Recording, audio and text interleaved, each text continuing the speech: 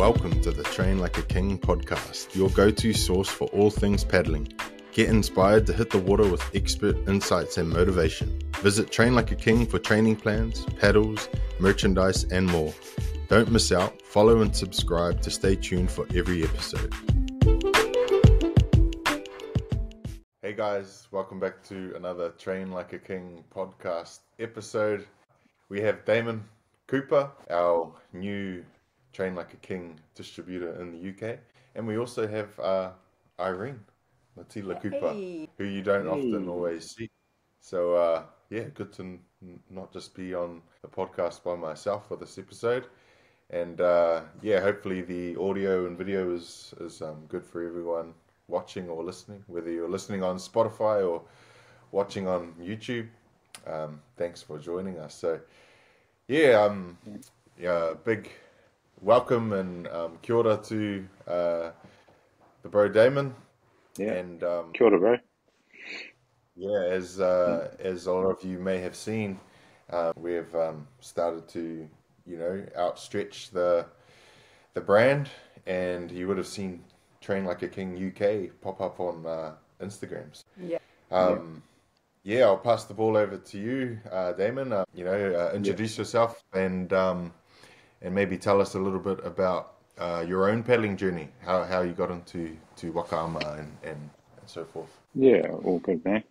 I guess it probably started with actually going out with my auntie and uncle just on some trial days, actually. That was sort of way back around, I want to say 2018, 2019. So not that long ago, but so it sort of started off like that, and then, got the bug from there, really. And then, it was actually me and my eldest daughter that got into it at the same time. We ended up, there was all questions sort of going on about which club to join at the time. And I was in South Auckland, sort of living out that way. And there was a couple of clubs out there, but we, obviously started off with Pakudanga back then. I guess the journey started from there, really. Used to go to trainings, and then, obviously got more into it. Started to sort of get into that whole race scene, and, some of the races coming up, and, just got really hooked on it, man. And, the love for the water. I mean, it's all around us over, obviously back home, but, that's sort of how we got into it, really. Nice, yeah. It's pretty cool to see you and people get that paddling bug, whether they're new paddlers or previously had maybe paddled when they were younger. They almost always seem to get drawn back to waka. It's cool like that. Caters to so many people. Yeah. So so how did you end up over there in the UK? So it's actually my wife. She's from over here. We decided to obviously migrate over and give it a go. I've never been to this side of the world before. We sort of thought, why not come over while we had that option, and basically set up shop, really, and basically that sort of brought us over. But that's cool. It's cool to be able to say that I actually we went to the UK. Fortunately, the World Sprints were in London a couple of years ago, and that was an amazing experience. And one of the best. We had a really good camp and crew as well. That campaign was definitely up there. And that venue was epic. We also apparently had the best weather conditions ever. Well, I think it was a heat wave, wasn't it, when you were there? So not quite what you see on TV of London, like overcast. So it was quite good to have sunny days, but even just everything there. I wish I planned a bit more to see and do a lot more there, because there's so much history and so much stuff to do while you're there. So was not too far from Eton and Windsor, so you really got to see how the other half lived, right? And just the quality of the Dorney Lakes and everything that's at around that Olympic quality setup was also an eye-opener coming from some other, countries that are, struggling to set up or really need that help to set up for a big undertaking of Worlds. It was, that was probably the least of Dorney Lake's problems at the time was having good lakes and good lanes. Although they were a bit tight.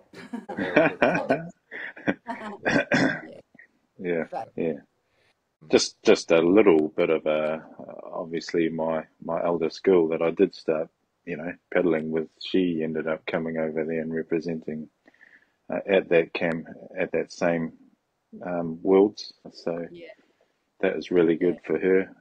Her first Worlds. Really quite proud of her to be able to do that as well. So it's good. It's all about the whānau, right? And did really well. When she came over, was it with Tamaki that she came over? It was with the Tamaki club. She got asked to jump into their girls team, and taking her to trainings and all of that stuff, and then seeing what all the prep that goes into it, So that's where the paddle bug starts. Actually think it's a good opportunity because we haven't actually had Irene on the podcast yet. We don't. Like some of you may have, seen bits and pieces of Irene, maybe at the running the stores and doing all the hard work behind the scenes. But maybe give us a little bit of your background, Irene, and then leading into the connection with Damon, obviously, in the UK. I'll give you the short version because there's a bit going on that me and historically that me and Tupu have. So I have known Tupu probably about in 2018. Our connection circles right back to my days of being a resident in Singapore and paddling for those clubs and for the Kiwi Wakarama crew that I paddled for there. Everybody loves to have coaches, new ideas, people from overseas come and teach us, and Tupu was one of those that came over as a coach, and our I guess opportunity for Train Like a King was born out of our meeting basically.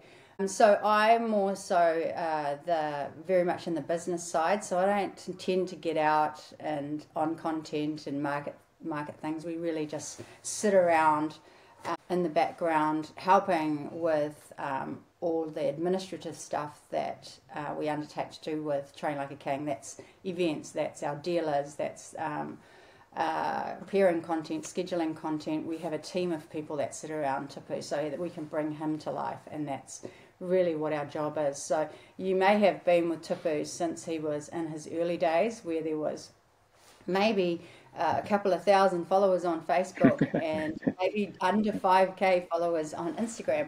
Well, we're now at 22,000 on Instagram and a very good growth on Facebook, and that's not just about us wanting followers, that's about giving value away in the content, and that's what we've really truly focused on. Tupu's been a gem at it anyway. He's amazing at creating videos, he's amazing person when it comes to coaching and teaching, and so it's been quite easy on that road.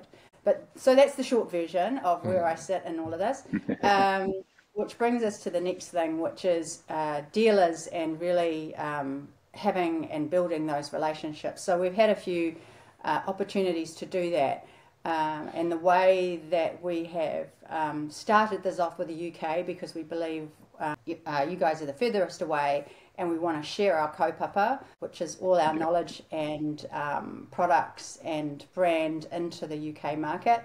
And what better way to do it through whānau, because whānau is where we're all born out of. I'm whānau to Tupu.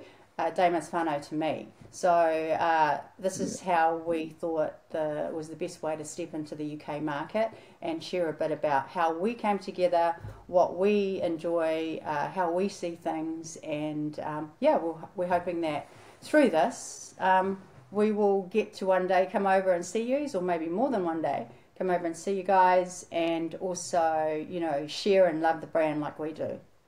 Yeah. 100%. Yeah. I'll be more than happy to come back over to Oh, we're more than happy to have you, bro, to be honest. Yeah. I've already had some call outs from. We're already getting the call outs, man. So Yeah. It's definitely. Yeah. So who do you paddle for, Damon, and what are those conversations looking like, and how's the brand been taken by who you've been speaking with so far? Really, really positive, eh? A lot of people, just because it's so, I guess, different, like there just isn't anything like it over here, and that option, like, I just feel, all the conversations that I've had, they've been, more than positive. Just the whole collab thing as well. Obviously, the way they look, like, and you've got one in the background there. They just look really, really sharp, and just really good for, like I say, the UK and not having any option like that over here. And the connection, obviously, with back home, sort of is, quite special to me, because it gives me a slice of where I'm from, you know, and the kaupapa there. So, and even better, it makes it quite easy to sell over here, because you're passionate about what it is, and you use it too. So that's the go. Yeah, would that be one thing? Like a lot of like Kiwis or Pacific Island people living in the UK, that seems to be. Funnily enough, it's.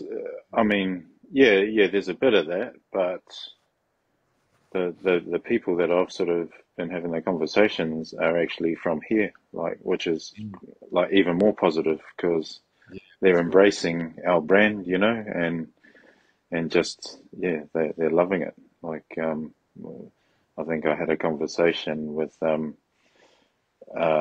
one of the guys from Shoreham last night, Peter, and just awesome insight to explaining what we're doing, but then getting his view on it, and it's quite special, because he's from the UK, and so it's not just, I guess, the Māori Pacific Island that are probably sort of, I guess, flocking to it. It's it's really positive to see that the UK, the locals are actually really embracing it. So and that's what we want, right? And that's that's kind of the local market, and bringing something different is a really, really one way. And those Kiwis that are over there that miss a bit of home, sometimes having a little bit of culture, products does help you feel a bit miss home a little bit less.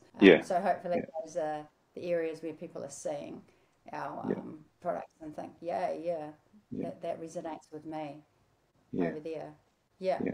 Cool. So I guess, like, what you asked me before, when I first came to the UK, I paddled for OC UK, and that was, I did all of the, paddled for them, did all of the nationals last year, picked up a few golds, might I add, which was, pretty cool. But, so my journey started with them, and now, obviously when was it? I think it was around Christmas time that they had their trials for the world's, the GB team.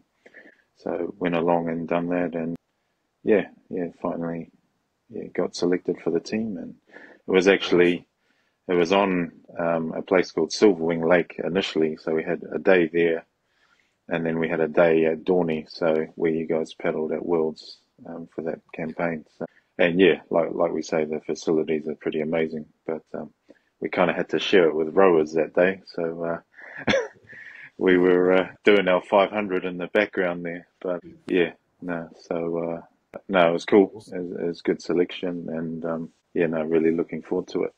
And yeah, So your sprint nationals are coming up, right, in the UK? It should be pretty soon. yeah, it's in the next 2 weeks actually. So Yeah, That's a good yeah, yeah, time to have it, eh? yeah, Not too yeah, far away from Worlds. yeah, So yeah, good luck yeah, for the clubs for that. Yeah, good luck. Yeah, good luck, and yeah, yeah, good to see you all at the Worlds too. yeah, Yeah, yeah. Gee, yeah, really looking forward to it. Yeah, Yeah, yeah, and yeah, you've got the sprint nationals coming up. I hear there at Dorney, and then you've got distance ones coming up in about 12 weeks, I think it is. yeah, Or, yeah, which they do yeah. down south. It's yeah, done, I think. Is that on the ocean or? Yeah, yeah, I think it goes out to the ocean. So I think it Mm. starts in like a channel or something like that, and then it goes out.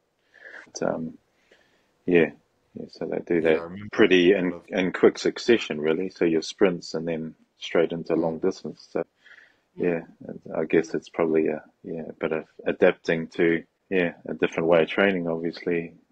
Yeah, Tips. it's like a That's bit probably like back here, really. Sprints one yeah, weekend and then 1 or 2 weeks later is the Butti Memorial Race, which is probably one yeah, of our yeah, most significant distance races we have here. But yeah, yeah, I remember a couple of clubs traveling down south to a few clubs down there on a marina type yeah, or harbour type thing. So yeah, yeah, at least the ocean's not too far away for you guys to yeah, Yeah, yeah, option yeah, yeah, for yeah, races. Yeah. yeah. yeah. While we're on the subject of that, what is if they're just coming out of sprints and the adaptation is to switch to distance? What is one of the key things you think that would be helpful focus for adaptation from one to the other? Right. The preparation for both sprints and long distance is relatively the same, like right up to a certain intensity, and then yeah, the only difference is that final preparation of when long distance doesn't need as much anaerobic work, which is the real short Yeah, sprint activity with long rest times. Whereas the sprints, you really need to dive into the anaerobic work, like your starts, your VO2 max, your 10 seconds, 30 seconds, 60 seconds type work. yeah, And that's all the difference. But all the intensity prior to that, the endurance, building the endurance base, building your threshold, even your VO2 max type stuff, all of that training is good for both sprints and long distance. So the peak phase, which is in the training plans, that last month, whether you go for sprints or long distance, is basically gonna be the difference for you preparing for the sprints or the long distance. So like, if you've done it doesn't matter if you've got a sprints as the first race, you'll still have that good level of training to pivot as long as that last month, or if you have a week or 2 weeks to the next race, as long as you start doing specific work for say if it's long distance, you're getting back on the ocean, you're doing some downwinds, but yeah, Yeah, that's it's good. pretty much Yeah, comes down to. yeah. I think sometimes we get lost after having to focus on a particular race and a particular style of racing. So it's good to just know what you can bring with you and how and where the focuses are to switch out to distance, given that the UK are going to be doing that very shortly. Yeah, and don't forget we have all the plans that really help you along the way. They go from 16 through down into the 8-week plans across distance and sprints, and you can still come to us for those plans. And Damon will be also sharing knowledge around the plans. He's also had one himself. yeah. And they're a good style of being able to manage Still them. on it, might I add tips? Yeah, Yeah, road to yeah, hear yeah, exactly. Yeah. Yeah, Back to you, Damon. Back to you. Yeah. So Cool. Any recommended spots in the UK, whether it's for paddling or even just places you've been, top places you've been? top places I've been, gosh, yeah. Funnily enough, been to most of them. Where we live is like in Kent, so Kent's like sort of reminds me of home. Really, it's all green and lush land and farmlands and things like that, but also a lot of castles and things. And I think when I first came here, obviously with all the history and stuff that the place has, just wanted to get in touch with all of that. So we actually got this membership that was, they call it National Trust, which you get like a card and you can go to most of these places and they're all, part of that membership. So yeah, we got to see quite a few of them around the place. Stand out for me, probably, Hever Castle, probably. That's probably one of the popular ones. I've sort of been all around London really now. So, cool places to check out. Like there's so many, but I guess, in terms of paddling wise, there's some pretty cool spots too. Down Shoreham, the club down there, they're pretty lucky because they get like a bit like the ramp. You get a bit of the estuary and stuff, but then you also get ocean. You go out through the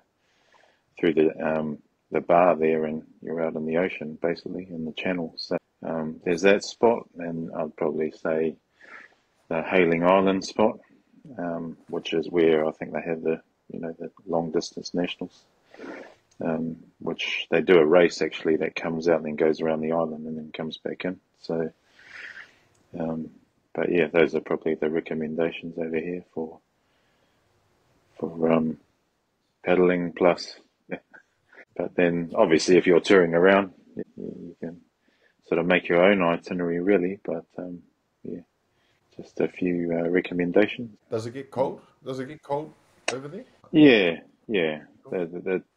I Colder think my first year here was probably the coldest because it snowed in I want to say it was like April actually, like last month. That had a random just downfall, and we sort of ended up coming back from Paris and got stuck in like a blizzard almost. But that was on the first one. But yeah, it does get pretty cold, like minus temperatures, eh?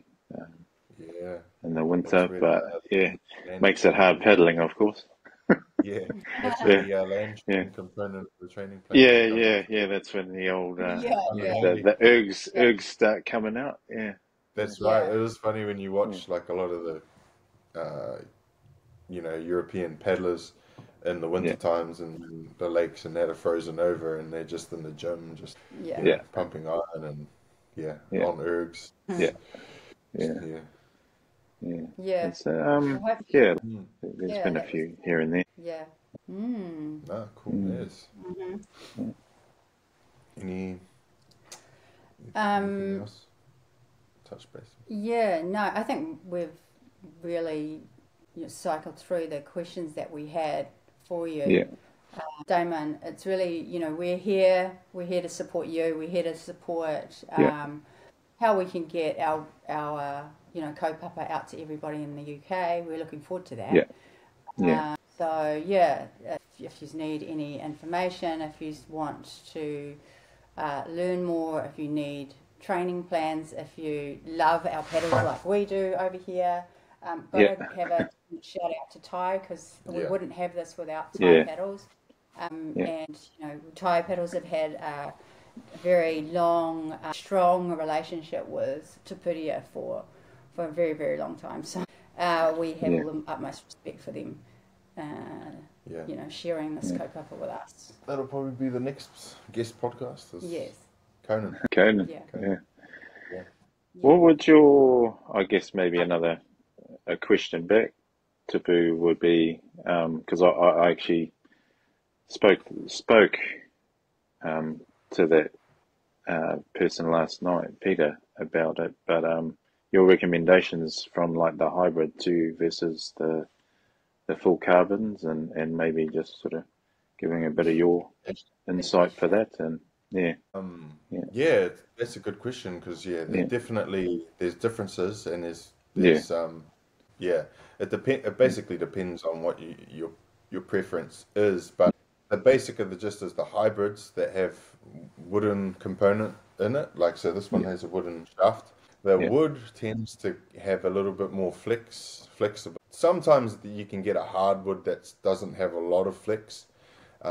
So it's a little bit can be a little bit more forgiving on the arms because yeah, as you're trying to pull the paddle through the water, the flex allows water, to pass under the blade easier. yeah, But if, say, for a carbon tends to be less forgiving, but even the carbon shafts feel quite good of the tie mm, pedal.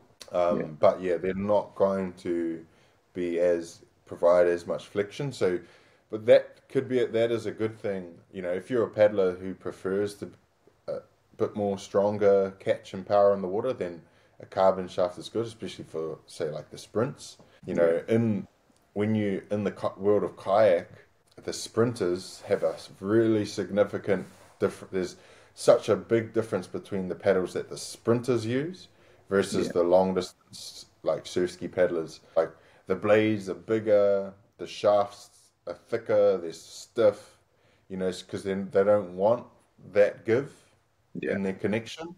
So that's one thing to take into account. Now, the also with the hybrids, yes, they have more flex, but the wood is more dense because the carbon yeah, is hollow, so they're a little bit heavier. So you're weighing up like there's the carbon, which is yeah, super light, and then there's wood, which is flexible but a little bit heavier. And then also when it comes to wood, every piece of wood is different too. So you're always going to mm, have that slight differences in each paddle. yeah, Whereas the carbon shaft that is, run through a computer system, they're going to be pretty consistent. So, if you're using multiple, then you can, be pretty happy that they're going to be pretty, really yeah, similar and on the money. So it really just comes down to those little things, whether you're, you know, yeah, long distance, are you training for long distance or sprints? Are you okay with going for a heavier paddle with the wood, or going a lighter route with the yeah, carbon shaft? But like I said, even the carbon to me feels quite nice. Like yeah, it's not overbearing. The more yeah, important thing I'd probably worry about is the size of the blade. Because some people want to go up to like 10 a yeah, 10-inch width pedal because they in their mind they're like, oh, the more connection or strength in the blade, the faster I'll go. But yeah, there's a point of no return where the blade becomes too big to the point where you your stroke rate suffers, or you're no longer planting the blade fully, yeah, or you just don't have I've a good I always talk about Ash Roosendahl because he used one of the smallest blades that you get. It was like a 9 1/4 width. oh yeah, yeah, It's smaller than this, and he yeah, won the 250-meter dash with it. So it's yeah, it's more about the connection that you create with the pedal rather than yeah, having a pedal that automatically creates the connection for you, if that makes sense. Yeah, Conan's always, we're always talking about this topic. Like people want bigger blades, but yeah, it's not about how big the blade is. It's about how good your connection is with with the water, yeah, really. Yeah. But and then I mean, yeah. there's Broadb, there's the Hiku. What's your preference there? What's I think to your me view? they're very similar, very similar. Yeah, Like very similar in size and volume. Like I think the volume and the surface area of the blade is very similar. The Hiku has a different shape in terms of its bend in yeah, the blade. Like it has a slight bend in it, whereas I'd say the Broadb is a little bit more straight with the blade. So yeah, it's but I've used both. You know, I've used the Broadb years in a row, and I've used the Hiku years in a row. But I believe that Conan is bringing back the what used to be called the Haku, which is the kingfisher, I believe. I got to use one of those thanks to one of when I first actually went across and paddled with Peniola, and it was Teddy that who actually gave me that to try out first time in a six, and that paddle was amazing, man. Like it was definitely, and it's quite awesome to hear that he's bringing that back because because that was kind of one of the first. Well, the Aotearoa was the first, you know, Tahitian style blade that was made through Tai, and then the newer version of the Aotearoa was the Haku.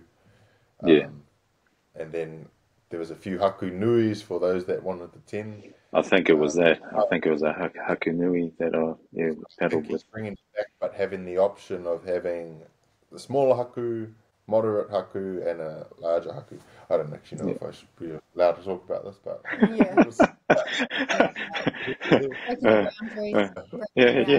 breaking the boundaries.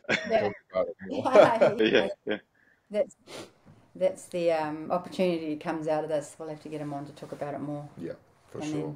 Let us know when it is actually.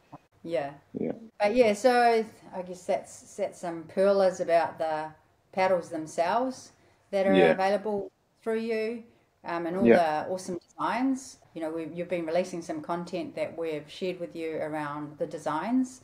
All Maori names for us on our paddles really mean a lot for us. Meaning in our paddles in general, evoke different feelings for us, and that's how we've viewed the paddles on making them as well. And in the campaign we've released our new tops as well. Just while I'm on it, so this one's the Queen one. If people have seen, this is our Queen logo. We do them in King. We do them in the red to match the paddle, the pink to match the paddle, and also the green. These ones here. So we're definitely sourcing these to be in the UK. I think they're currently on pre-order with you at the moment, and we've got a special feature that we're going to be releasing to do with these. I'm not sure if you've done that at all, or whether you want to mention it here, Damon, for what we're going to put on the backs of them. So. Actually, because it probably will be featured very soon, but hot off the press, I guess. Hot off the press. Just for our UK paddlers, but obviously on the back of those race tops has got Aotearoa on those ones, but we're looking at releasing just for us over here, the UK paddlers. United Kingdom on the back of our Arctic range of race tops. So, that's definitely hot off the press. Awesome. So very and obviously well embraced over here, the Arctic collection.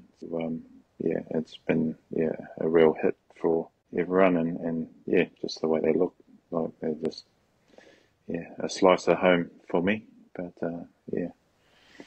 it's cool, and it's even better with that I guess signature on the side of that shaft there too, bro.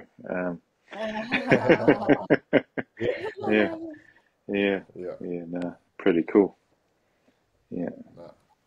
Nice. Definitely. Cool as, bro. Thanks for thanks for coming on and doing the podcast with us, and if for everyone that's watching and listening, make sure you go over to the Train Like a King UK Instagram page, give it a follow, give it a like, give it a comment. What about anyone that wants to over there that wants to get in touch? Any details about that? Just message through. Message through. There's a link in the bio for the Instagram page that takes you straight to the website, and there's also a bio on the Facebook page. It's all Train Like a King UK, You can also email Damon, right? What's your Yeah. email address? You might want to drop that too. It's just team@trainlikeaking.co.uk. So Yeah. yeah, any questions you have, by all means, of anything, pedals, merch, race tops, anything, give me a holler. Awesome. Yeah. All good. Too much. Oh, Too cool, much. cool. Too Mickey. Thanks, bro. All right. Yeah, Thanks. no worries. Have a good rest. Good man. Yeah. Yeah. Catch you on the next one. Yeah. Yeah, bro. Cheers, Ciao. Sweet. bro. Thank you. Sweet.